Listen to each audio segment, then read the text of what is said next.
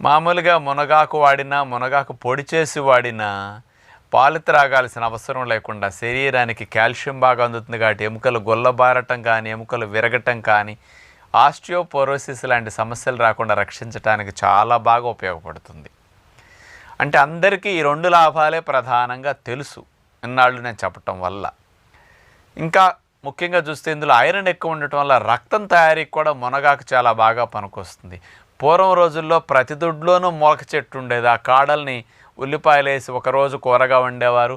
ఏ కూర లేనప్పుడు మునగాకు దూసేసి అంత పప్పు వేసేసి ఆకుకూర వండేసేవారు, మునగాకు ఫ్రై చేసేవారు. రక్తహీనత సమస్య రాకుండా మునగాకు బాగా పనికొస్తుందన్నమాట. ఇక సైంటిఫిక్గా తీసుకుంటే ఇతర లాభాలు ఏమున్నాయని, మునగాకులో క్వర్సెటిన్ అనే కెమికల్ ఉంది. ఇది రక్తనాళాల స్టిఫ్నెస్ తగ్గిస్తుంది. స్టిఫ్ అయినాయి అనుకోండి, గట్టి పడితే దగ్గరకు వస్తాయి కదా,